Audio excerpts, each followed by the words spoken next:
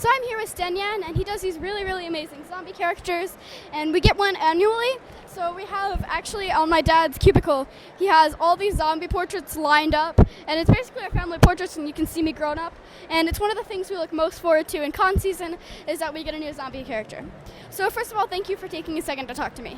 Well, thanks for wanting to talk to me. So how did you get started doing these? Just kind of by accident, really. I always felt like I had the capability of doing caricatures, but never really the desire. Back when I was about 7 years old, I'd been watching caricature artists very carefully, and I noticed that caricature artists that didn't know how to draw things would, draw everyone's nose the same way, or they had their fallback things. And my aunt and uncle came out for their wedding honeymoon, and of course, when you've got out-of-town guests, you got to take them to Casa Bonita, right? So they bought us all caricatures, and this particular caricature artist, I noticed at the precocious age of 7, drew everyone's eyes touching in the middle like Garfield, and he drew everyone with buck teeth. Well, just a word to the wise for all you caricature artists out there, you cannot draw Asian people with buck teeth and get away with it. My aunt was livid, and my uncle, who's not Asian, was kind of defending the artist, and I thought they were going to get divorced over the caricatures on their honeymoon.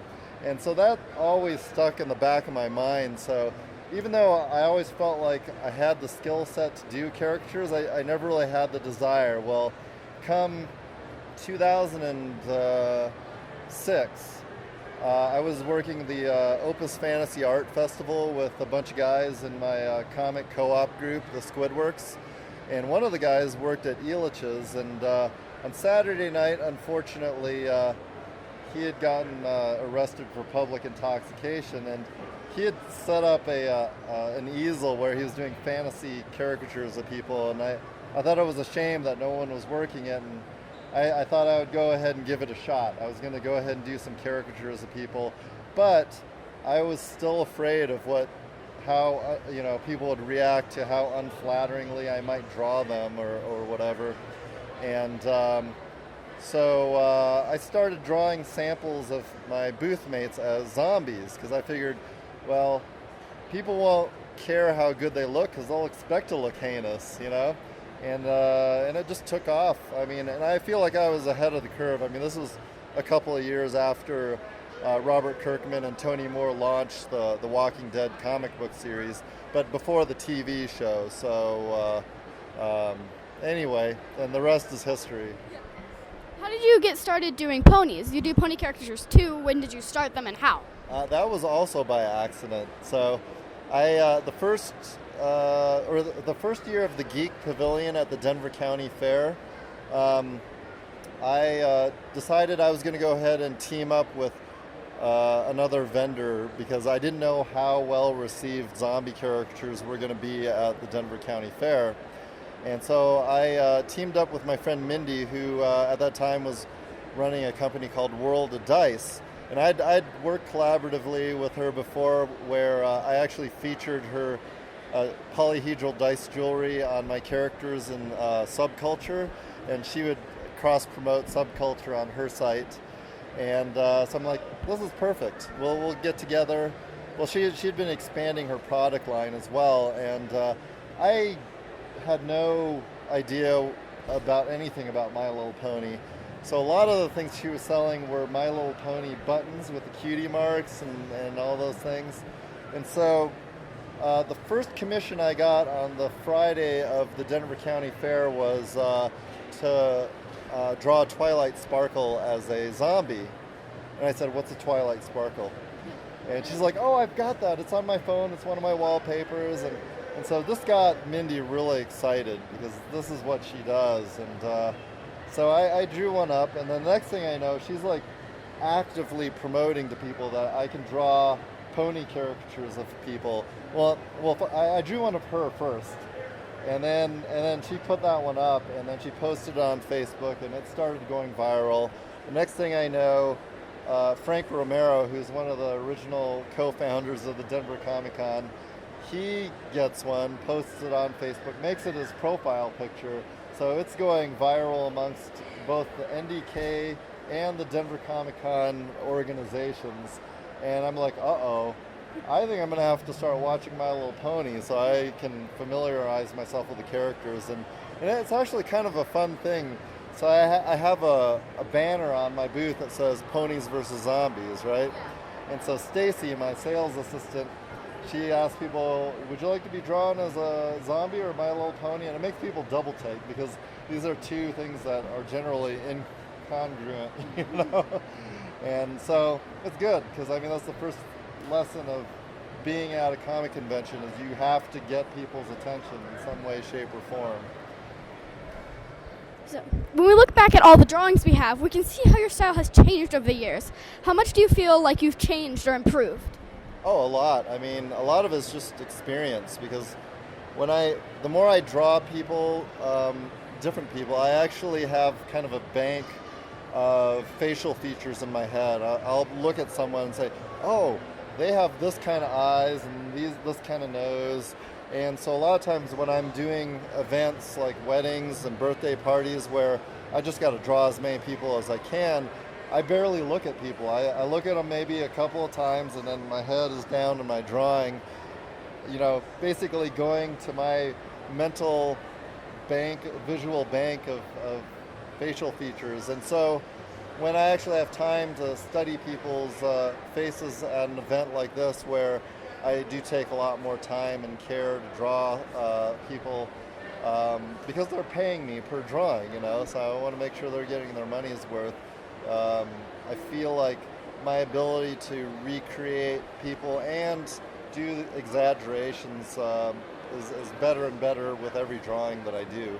I mean, I tell people that I teach classes to that, you know, learning how to draw is a lot like being an athlete. It's a lot about muscle memory. You're training your hand to do what your brain wants it to do. I remember the first year I was kind of scared of the drawing and I didn't want to get button eyes, and then we came back and did it later. Do you have many people that are kind of freaked out by their drawings? You know what? I always talk to people about your button eye drawing actually because you were very specific about it. That was the second year, right? Yeah. And to date, I think that may be the creepiest drawing I've done still. Because to me, you know, Coraline is kind of creepy anyway, and I kind of drew you really straight up. I was very, I wouldn't want to say realistic, but the only thing I changed was your eyes, from what I remember. And for me, the things that scare me are things that are very normal but not quite normal. And so like movies that have creatures that are like almost human but not quite, those are the things that scare me. But the only other time I really had someone that actually told me and came back to me that they're scared of their drawing, it was actually not of them, it was of their kid. And they asked me to draw this was at the San Diego Comic Con, they asked me to draw a zombie pony of their kid. And I don't know if it really scared them, but it made them sad. So I actually offered to redraw it for them in less of a traditional rotting zombie thing, and then did them as more of a mad scientist with the Stitches, you know, Nightmare Before Christmas zombie, and they're okay with it. So actually, if you look in my print bin, the original drawing of her child is for sale in my print bin. So. But we like to pull that one out as an example because people constantly tell Stacy, thinking they're clever, what about a zombie pony? And then she'll say, yep, we can do that too, and she'll pull it out of the print bin. I really love drawing, and I was wondering if you have any tips. How do you do it so fast? Again, that's about just repetition. So it's just training myself to think quickly, to kind of decipher all the geometric shapes in people's faces, which to me makes for the best caricatures. If I can actually see, oh, that guy's head looks like a pear, or, you know, in their cheeks there are ovals there, or that lady's head looks like a rectangle, then that's like a good starting place. And I normally, I mean, there are some people that I literally tell them, your drawing just drew itself. I just turn off my brain and go, and the caricature just goes. And fortunately for me, a lot of the people here at the Denver Comic Con that I drew had such great facial expressions for their photographs. You know, people don't always pose, and a lot of times the people that just sit there and smile for me, they end up the creepiest because I just like have blood running out of their smiling mouths or whatever. But if they do pose, a lot of times it really helps for me to identify those shapes, and whenever I'm drawing a zombie, there's always a story in my mind that I kind of run through, like, okay, how'd they get turned into a zombie? Maybe they need to have an injury that reflects that. You know, what type of zombie are they? How long have they been a zombie? So maybe there's a state of decay issue there. And what have they been doing recently? So maybe there's an errant shotgun blast, or a popular one is Daryl's arrow going through them, of course, or Michonne's katana going through them, or just, you know, the blood coming out of their mouths, so they've been a very naughty zombie.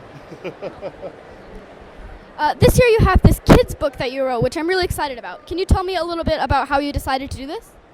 Well, this was kind of a spur-of-the-moment project, actually. It was something that I had gone through kind of a career crisis, and decided that all the teaching that I was doing, as rewarding as it had been, was kind of holding my career back. So I went on a sabbatical for a couple of years from teaching, and then I was finally able to work on a lot of projects that had been on the back burner for many, many years.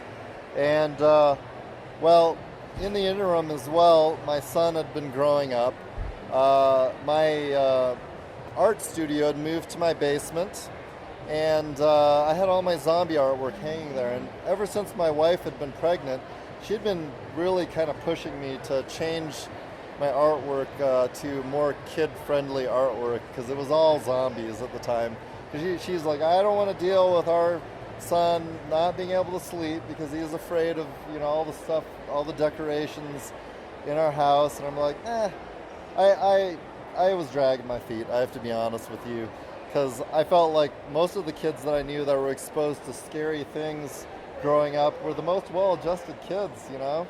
So if they're exposed to it, they won't be afraid of anything. And I found out I was wrong. My son, like right before he turned 4, all of a sudden he wouldn't come down to the basement, and his mom asked him, "What's wrong?" He's like, "I'm scared."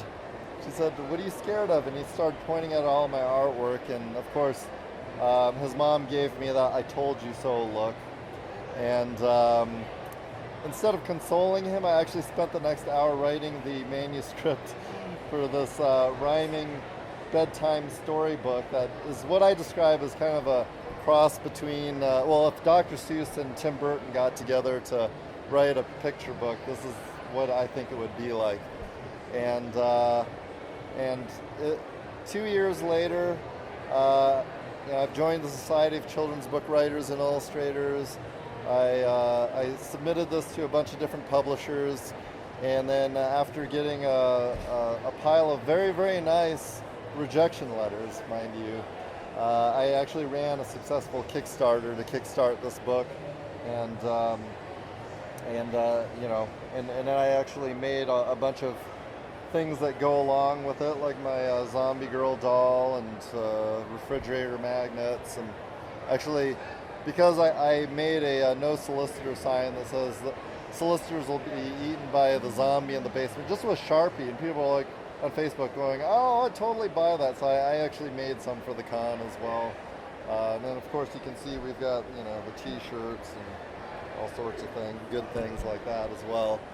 So that's how this came to be, and I've been excited by the reception. I've gotten all 5-star reviews on Amazon for this book so far, and people at conventions will buy one book and come back and buy a bunch more because they're like, "Oh, I know a bunch of other my friends and friends' kids that would love this book," and so what could be better than that, you know? where can people find you coming up this year? My next appearances coming up, well, if you're in San Diego, I'll be at the San Diego Comic-Con in the small press, K14, and then here in Denver, I'll be at the Denver County Fair, NDK, which is the anime convention, and then and also the Fort Collins Comic-Con. So those are the ones I've confirmed that I'll be at. And then later in the fall, also I'll be at Rocky Mountain Con, and I think they're still calling it Colorado Cosmicon. And then hopefully the Mile High Horror Film Festival, but that hasn't been confirmed yet. Thank you again for taking a couple minutes to be interviewed. Well, thanks again for your interest and continuing to have me draw you.